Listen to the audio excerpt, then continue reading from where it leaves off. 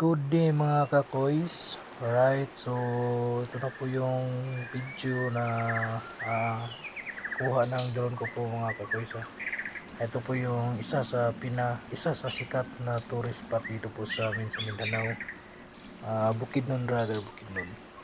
So ito po yung The Red Saddle Barn. Alright, so para kang nasa para ka lang nasa ibang bansa, para kang nasa Switzerland sa ganda. So ito po yung isa sa pinagmamalaki ng Manolo Portage Bukidnon. Ito po yung The Red Saddle Barn.